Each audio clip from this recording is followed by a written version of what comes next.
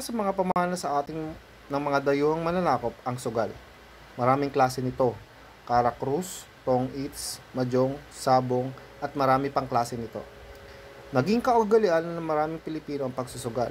Kung dati, isa lang itong anyo ng libangan o pampalipas oras tuwing linggo, unti-unti itong naging kabuhayan ng marami sa ating mga kababayan. Isa sa mga nakita kong dahilan ay ang kahirapan. Ngunit natigil ito noong nagkaroon ng pandemya. Dahil hindi maaaring makalapit ang panandaliang nawala ang mga tradisyong ito. Ngunit hindi nagtagal ang pagkawala nito. Dahil sa malilikot na utak ng mayayamang tao sa teknolohiya, nakabuo sila ng ideya na bakit hindi natin gamitin ang online platform upang mapunan ang pagkagasang ng ibang tao sa mga larong sabong. Sumikat ang online sabong noong panahon ng pandemya. Sino ba naman ang hindi mahuhumaling? Nasa bahay ka lang, magpapasok ka lang ng pera sa GCash at iba pang online wallet app, ready to go ka na. Walang pinipiling edad ang pagtaya sa online sabong. Kahit sino pwedeng tumaya, mapabata man, matanda, wala ring oras ang pagtaya rito. Kung dati, linggo lamang nakakapunta ang ating mga tatay sa mga sabungan, ngayon ay kahit madaling araw ay pwede nang tumaya. Ano nga ba ang naging epekto nito sa karamihan ng mga taong lulong dito?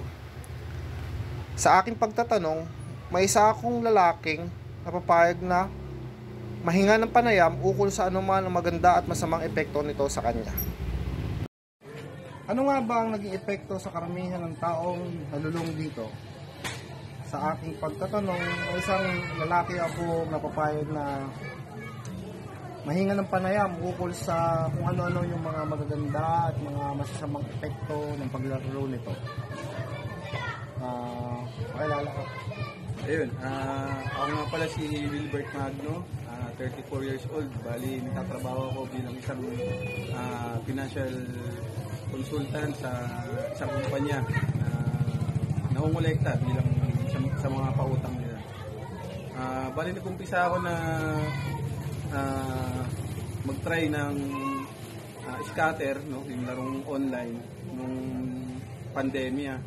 May isang kakilala ko na kaibigan na inalok sa akin yung online nga na yun dahil meron nga daw pagkakataon na kumita doon o manalo para kahit pa paano makadagdag o makapusitas dun sa pangangailangan natin.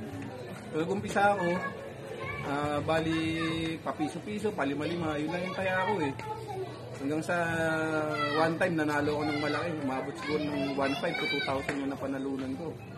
And then, ayun, hanggang sa tumagal ng tumagal, parang nakaadigan ko na siya dahil pinipilit ko nga na manalo ko ng mas malaki para makatustos dun sa pangangailangan ng pamilya ko. Hanggang sa lumalaki na yung taya ko, umabot na ng 10,000, 5,000, hanggang sa yun na yung mga nagiging talo ko na nahihirapan na ang pamilya. Magkano yung pinakamalaki mong naging panalo? Bali nung una talaga, ano lang maliit lang siya. Siguro nung tumataya ako ng papiso-piso, palima-lima, umaabot lang ng 1,500 to 2,000 yung naging panalo. Pero one time nanalo ako ng 5,000. No? Yun yung pinakamalaki siguro na naging panalo ko. Ano yung pinakamalaki mo namang napatalo sa laro ito? Kung patalo lang sa ngayon siguro malaki na yung nasa 30 na siguro yung napapatalo kong kaya ngayon 30k. Pinakamalaki yung patalo talaga sa ngayon. Ano yun sa punto ng buhay mo na parang napapansin mo na na-addict ka na sa laro mo? Ayun nga, parang napapabayaan ko na yung pamilya ko. Halos araw-araw, scatter, araw-araw, kada pagkagising pa lang, halos di na ako nag-almusal eh. Pagkagising pa lang, kaya na agad, scatter, pagkatanghalian, scatter. Halos umabot ng gabi yan, walang kain-kain, talagang taya lang talaga ng taya hanggang sa makabawi. So, ayun medyo malaki din yung naging epekto sa kanya. So, ano yung mga natutunan mo naman sa paglalaro nito? Ano yung mga pwede mong ibahagi sa kanila na experiences sa paglalaro nito? babahagi mo sa mga kabataan na sana hindi naman nila gayahin or sana hindi nila matutunang gawin? Ano yung mga babahagi mo sa kanila? Ayun, siguro maging responsable lang tayo dun sa paglalaro natin. Alamin natin kung sobra na ba, kung hindi na ba nakakatulong para sa atin. At the same time, dapat alam natin na yung mga tawag nito, yung mga ipon natin, savings natin, nagagalaw na ba natin para doon? No? Hindi rin kasi talaga makakatulong para sa pamilya na pati yung mga iipon natin para sa kanila ay nagagalaw na natin para dun sa masasabi na natin na sugal talaga.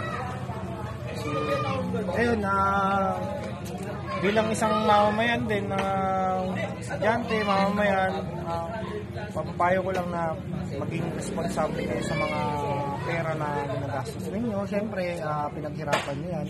Hindi naman porke may mga sobra kayo ay madadala natin sa ganun. Hindi naman araw-araw kasi jackpot. So, maaaring manalo, maaaring ring matalo. Ang masakit pa nito, laging talo. Marami kasi magiging epekto nun sa mga araw-araw nating buhay. Kaya yun lang, mapapayo ko lang din na sana maging responsable tayo.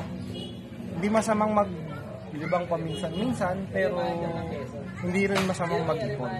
Yun naman po, maraming salamat.